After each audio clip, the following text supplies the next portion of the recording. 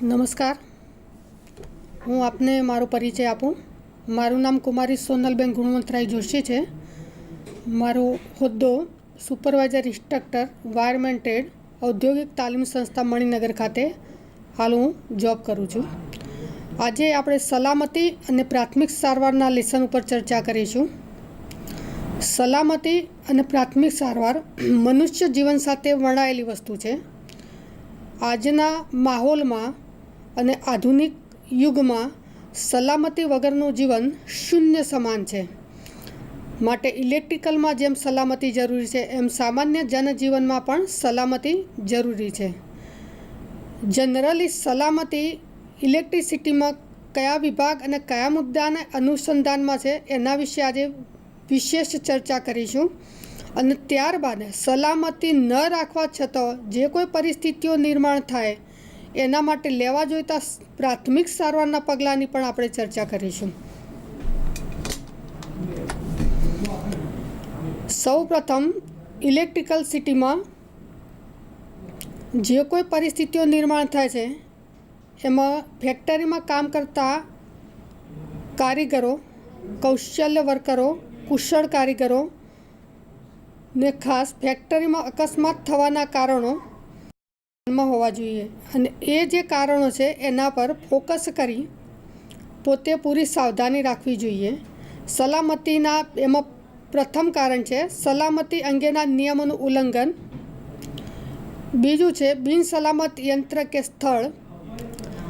ત્રીજું છે કામદારની શારીરિક પરિસ્થિતિ. ચોથું કારણ છે કામદારની માનસિક પરિસ્થિતિ. અને છઠ્ઠું કારણ છે બિનસલામત સાધનો અને તેની બનાવટ. એમાંના પ્રથમ મુદ્દા પર આપણે ચર્ચા કરીશું તો સલામતી અંગેના નિયમોનું ઉલ્લંઘન. તો ઔદ્યોગિક સલામતી માટેના જે નિયમો છે એ નિયમોનું તમામ કુશળ કારીગરોએ પાલન કરવું જોઈએ. પ્રથમ મુદ્દો, આ મુદ્દાની અંદર સલામતી અંગેના નિયમો. પ્રથમ તો કામ કરતા કારીગરે બૂટ પહેરવા જોઈએ, કપડાં ટાઈટ પહેરવા જોઈએ, ઇન કરવું જોઈએ, વાળ ટૂંકા રાખવા જોઈએ. ત્યારબાદ ગુટકા, પાન મસાલા જેવી નશીલા પદાર્થોનું સેવન ન કરવું જોઈએ. બીજો મુદ્દો, બિનસલામત યંત્ર કે સ્થળ. જે મશીનરી જે સ્થળ પર ઇન્સ્ટોલ કરેલ છે તે સ્થળ ઉપર આસપાસના વાતાવરણમાં ભેજવાળું વાતાવરણ ન હોવું જોઈએ. તેમજ આસપાસની પરિસ્થિતિ સમય અનુસાર વાતાવરણને અનુલક્ષી એનું વાયરિંગ, એની સામાન્ય પરિસ્થિતિઓ, ઉદ્યોગોની અંદર મશીનરીને મૂકવા માટે લેવાનારા આનુષંગિક નિયમો અને એની ચુસ્તતા હંમેશા માટે હોવી જોઈએ. એ કુશળ કારીગરની સલામતી માટે અનિવાર્ય છે. મુદ્દા નંબર 3. ત્રીજા નંબરના મુદ્દામાં કામદારની શારીરિક પરિસ્થિતિ. કામદાર શારીરિક રીતે સ્વસ્થ હોવો જોઈએ. એને કોઈ પણ ચેપી રોગ અથવા તો કોઈ અન્ય શારીરિક બીમારી ન હોવી જોઈએ. સ્વચ્છતા કામદાર માટે અનિવાર્ય છે. સ્વચ્છ કામદાર સારું એવું કાર્ય ઔદ્યોગિક વિકાસ માટે કરી શકે છે. ચોથા મુદ્દામાં બિનસલામત યંત્ર કે સ્થળની જેમ બિનસલામત સાધનો અને વાતાવરણ. તો અગાઉના મુદ્દામાં આપણે ચર્ચા કરી એ અન્વયે તમામ સાધનો ઇલેક્ટ્રિકલી સુવ્યવસ્થિત, કોઈપણ પ્રકારના લૂઝ કનેક્શન વગરના તેમજ સૂકા અને ભેજ રહિત વાતાવરણની અંદર ઇન્સ્ટોલ કરેલા હોવા જોઈએ. એના મહત્ત્વના મુદ્દા છે. આ મુદ્દાઓને ધ્યાનમાં રાખવામાં આવે તો કોઈપણ પ્રકારનો વીજ અકસ્માત કોઈપણ ઔદ્યોગિક સંસ્થા કે ઔદ્યોગિક વસાહતની અંદર થઈ શકતો નથી.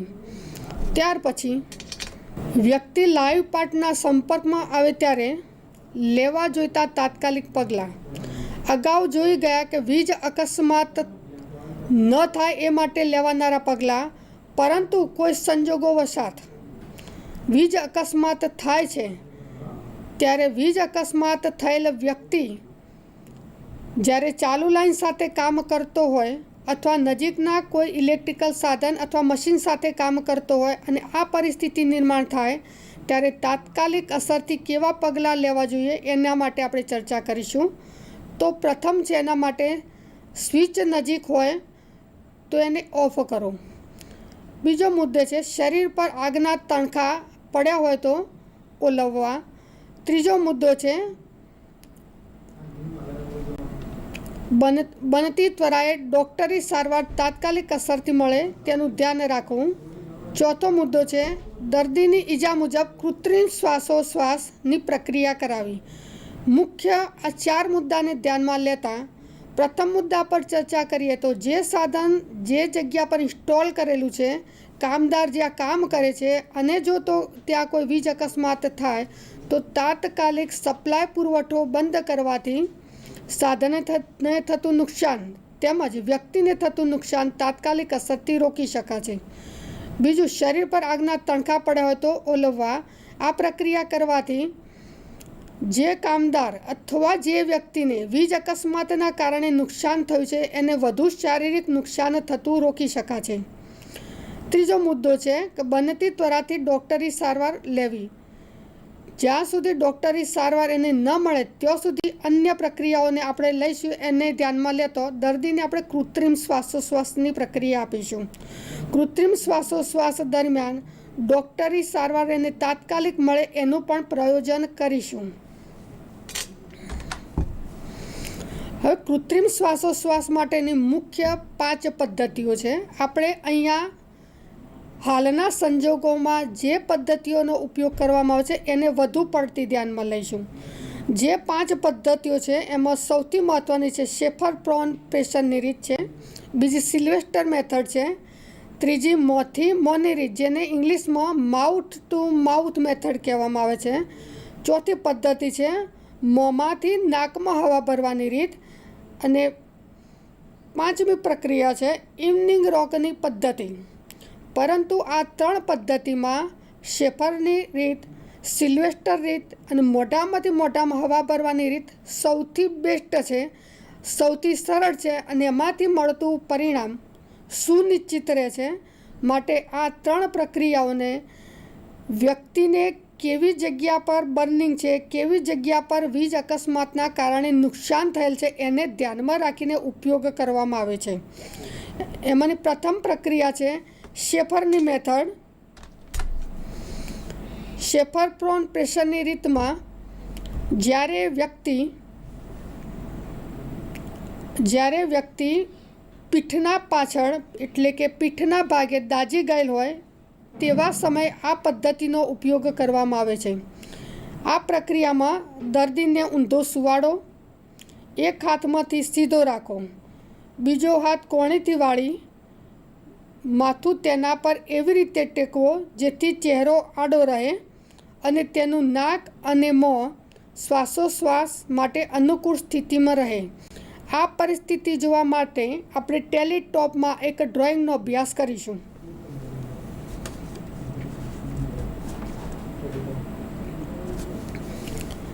આપણે જોઈ રહ્યા છે એક શેફર પ્રોનની રીતમાં એક આકૃતિ. એક વીજ અકસ્માત થયેલ કામદાર છે જેને ચત્તો સુવાડી દેવામાં આવે છે. ચત્તો એટલે કે એના પીઠનો ભાગ ઉપર રહે તે રીતે. અન્ય કામદાર આ ઈજાગ્રસ્ત કામદારને શેફર પ્રોન પ્રેશરની મેથડથી કૃત્રિમ શ્વાસોશ્વાસ કરાવવાની પ્રક્રિયા કરાવી રહેલ છે. આપણે જોયું અગાઉના મુદ્દા પ્રમાણે જ્યારે આ પદ્ધતિનો ઉપયોગ કરવામાં આવતો હોય ત્યારે આપણે દર્દીને ઊંધો સુવાડીશું એટલે કે એના પીઠનો ભાગ જે ભાગ પર એ દાઝી ગયેલ છે ઉપરની તરફ રહેશે. એક હાથમાંથી તેને સીધો કરીશું. આપણે ડ્રોઈંગમાં જોઈ રહ્યા છે તેમ એના બંને હાથ ઉપરની તરફ આપણે સીધા કરેલા છે. બીજો હાથ કોણીથી વાળી માથું તેના પર એવી રીતે ટેકવો જેથી ચહેરો આડો રહે, તેનું નાક અને મોં શ્વાસોશ્વાસ માટે અનુકૂળ સ્થિતિમાં રહે. ત્યાર પછી બીજા મુદ્દા પર આપણે ધ્યાન રાખીશું. દર્દીનું મોં ખોલી જીભ બહાર કાઢો અને જીભ બહાર રહે તેમ કરો. ત્યાર પછી ત્રીજા મુદ્દા પર આપણે ધ્યાન દોરીશું. દર્દીને કમર પાછળ ઘૂંટણ ટેકવો કે જેથી દર્દીના સાથળ તમારા ઘૂંટણને અટકે તમારા બંને હાથ દર્દીની કમર પર એવી રીતે રાખો જેથી અંગૂઠા કરોડરજ્જુને સમાંતર રહે અને આંગળીઓ બાજુની તરફ ફેલાય. તમારા હાથ સીધા રાખીને 3 સેકન્ડ પૂરતું આગળની બાજુ નમો જેથી તમારું વજન ધીરેથી દર્દી પર આવે. આપેલ દબાણ ઓછું થાય તે રીતે પાછું મૂળ સ્થિતિમાં 2 સેકન્ડ માટે આવો. આ પ્રમાણે મિનિટમાં 12 થી 18 વખત પ્રક્રિયા કરો. બેભાન અવસ્થા દરમિયાન કોઈપણ પ્રકારનો પ્રવાહી ન આપો. ડૉક્ટર આવતા પહેલાં દર્દી ભાનમાં આવે તો ગરમ ચા કે કોફી આપો. આ કૃત્રિમ શ્વાસોશ્વાસની પ્રક્રિયા જ્યારે કામદાર કામના સમય દરમિયાન વીજ અકસ્માત થવાને કારણે પીઠની પાછળની ભાગે દાઝી ગયો હોય ત્યારે એનો ઉપયોગ કરવામાં આવે છે. હવે પછીની મેથડમાં આપણે સિલ્વેસ્ટર મેથડનો ઉપયોગ જોઈશું. વ્યક્તિ કેવી જગ્યાએ કેવા પ્રકારનો વીજ અકસ્માત એને નડ્યો હોય ત્યારે આ પ્રક્રિયાનો ઉપયોગ કરવામાં આવે છે તેની પહેલાં આપણે ટેલીટોપ ઉપર ડ્રોઈંગ જોઈશું. ઉપરોક્ત ડ્રોઈંગમાં સિલ્વેસ્ટર મેથડ દર્શાવવામાં આવેલ છે. આ પદ્ધતિનો ઉપયોગ જ્યારે વ્યક્તિ શરીરના મુખ્ય ભાગ એટલે કે છાતીના ભાગે દાઝી ગયો હોય ત્યારે આ પ્રક્રિયાનો ઉપયોગ કરવામાં આવે છે.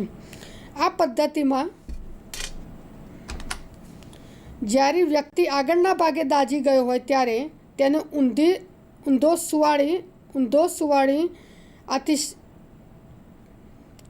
ઊંધો સુવડાવી આકૃતિમાં દર્શાવ્યા પ્રમાણે અન્ય કામદાર જે કૃત્રિમ શ્વાસોશ્વાસની પ્રક્રિયા કરાવે છે તે નીચે મુજબના સ્ટેપ વારાફરતી એના પર ઉપયોગ કરશે.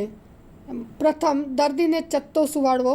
જરૂર લાગે તો તેના ખભા નીચે ગોળ વાળીને કોટ અથવા કપડું રાખો અથવા ઓશીકું રાખો. નંબર 2, દર્દીના હાથ કાડા પાસેથી પકડી ઊંચા કરો અને તેના માથા પાસે જમીનને અડકે તેની પાસે લાવો. આ સ્થિતિમાં લગભગ 2 સેકન્ડ રાખો. આ દરમિયાન ફેફસામાં હવા જશે. નંબર 3, ત્યારબાદ દર્દીના હાથ કોણીથી વાળી દર્દીની છાતી પર લાવો અને નીચેની તરફ દબાણ આપો. આથી ફેફસાની હવા બહાર નીકળી જશે. અગાઉ આપણે સિલ્વેસ્ટર મેથડની આકૃતિ અથવા ડ્રોઈંગમાં જોયા પ્રમાણે.